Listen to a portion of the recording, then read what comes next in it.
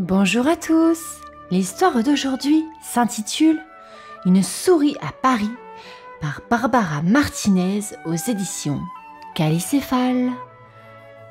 Nous allons commencer cette histoire, mais avant de poursuivre la vidéo, je t'invite à t'abonner et à cliquer sur la cloche de notification pour ne rien manquer de toutes nos belles histoires.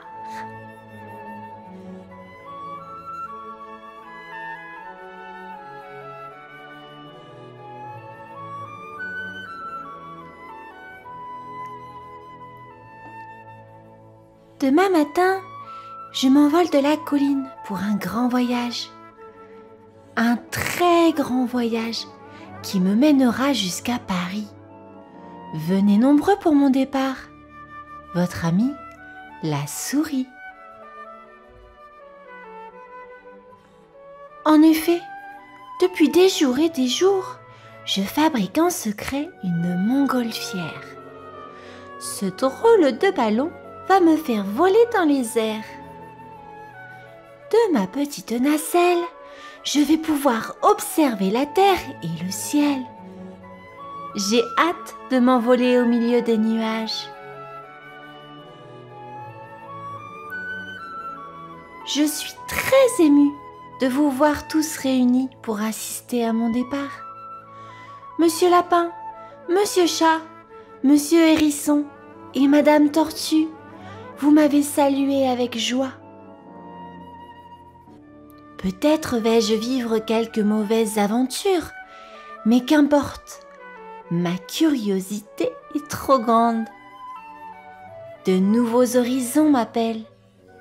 Merci à vous, mes amis. Que ce monde est beau vu de là-haut. Dans cet immense ciel, parsemé de nuages, les rayons du soleil chatouillent le paysage. Je m'émerveille devant ces champs de fleurs, ces forêts aux arbres majestueux avec une rivière qui serpente au milieu. À très bientôt, les amis.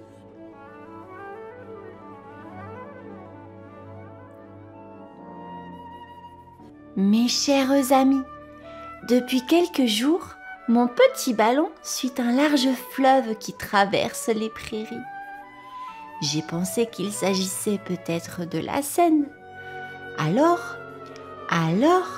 j'ai allumé au maximum les gaz de ma montgolfière pour arriver sans tarder à la capitale. Et ce matin, quelle surprise! Me voilà à Paris. Ah, Paris! Que de choses à découvrir, que de gens à rencontrer.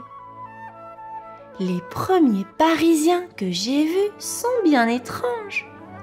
Leur visage se trouve accroché sur le plus vieux pont de la ville, nommé bizarrement le Pont-Neuf. Ces têtes sourient, grimacent, pleurent. En tout cas, je suis très contente de saluer ces gens-là. Figurez-vous que sur la Seine se trouvent deux îles, l'île Saint-Louis et l'île de la Cité. Cette dernière possède une très grande cathédrale un peu endommagée, Notre-Dame de Paris. Dans ces hauteurs vivent des personnages effrayants. L'un d'eux, un peu répugnant lui aussi, m'a expliqué que ces créatures de pierre sont des gargouilles, inoffensives maintenant. Je n'étais pas très rassurée, malgré ces explications, alors j'ai vite déguerpi. Les amis, je suis toujours à Paris, mais pour la première fois de ma vie, j'ai osé m'approcher d'une place nommée Châtelet. Ne vous inquiétez pas, je n'y ai pas trouvé de chat. Pourtant, on raconte qu'un gros chat jaune se cache sur cette place. Peut-être s'amuse-t-il avec les spectateurs qui sortent des théâtres le soir. Notre belle campagne me manque un peu. Alors, pour respirer un peu, j'ai demandé à un passant où je pouvais trouver un champ. Ce Parisien m'a indiqué la direction des Champs-Élysées. Quelle surprise! Je n'ai pas trouvé d'épis de blé ni de fleurs de tournesol, mais une grande avenue avec des boutiques luxueuses. J'ai posé ma montgolfière sur l'Arc de Triomphe et je dois dire que, de cet endroit, Paris est magnifique. Puis, dans le jardin des Tuileries, une petite fille nommée Zazie m'a déclaré que la seule chose intéressante à voir à Paris était le métro. Moi, avec ma montgolfière, je ne peux pas aller sous terre. Mais Zazie m'a dit qu'il existait des stations aériennes au nord de la ville. J'ai donc volé jusqu'à la station Barbès-Rochechouart. Une foule de gens se pressait pour entrer dans ces wagons. Sur le quai, un vieux rat m'observait. « Toi, si tu souris, c'est que tu n'es pas ici. Viens, je te paye un café pour te montrer les recoins des titis parisiens. » Je l'ai suivi. Non loin de là, nous nous sommes installés à la terrasse d'un bistrot.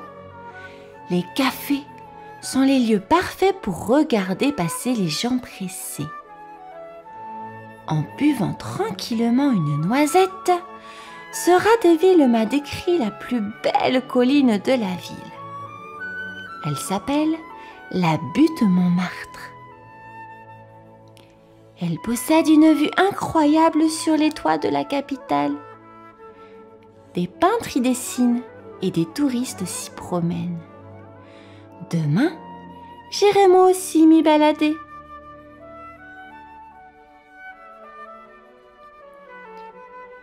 Mes chers amis, le vieux rat avait raison. La butte Montmartre est un lieu incroyable. Moi qui pensais ne plus voir de champs ou de prés avant longtemps, voilà que ma montgolfière se pose entre des vignes. En me promenant dans les ruelles de la butte, j'ai découvert un drôle de cabaret dans lequel un lapin dansait et chantait. Le lapin agile. Il était très amusant et connaissait des tas de chansons sur son quartier. J'ai passé là une merveilleuse soirée. Aujourd'hui, mon petit ballon s'est posé sur une drôle de construction. Ce bâtiment ressemble à une usine de toutes les couleurs, une usine remplie d'œuvres d'art. Des dessins de Kandinsky, des peintures de Picasso, des sculptures de Brancusi et des gravures de Miro. Mes yeux se sont remplis de ces magnifiques œuvres. Jamais je n'avais vu de choses aussi drôles, aussi belles et aussi intrigantes. Après toutes ces émotions artistiques, j'ai eu besoin de trouver un endroit pour me reposer. Comme je me sens bien au parc Montsouris. C'est là, à l'ombre d'un chêne, et après une petite sieste, que je vous écris ma dernière lettre. En effet, je rentre bientôt parmi vous. J'ai 1000 choses à vous raconter encore. À très bientôt les amis. Signé La Souris.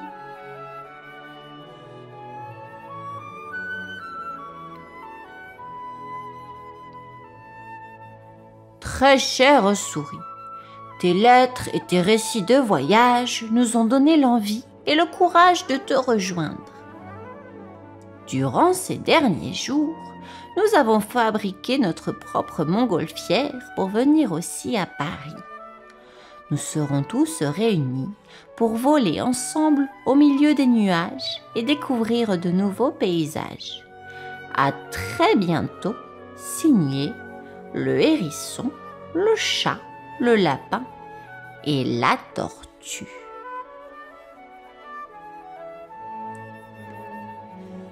Voici la fin de cette belle histoire. J'espère qu'elle t'aura plu. À bientôt!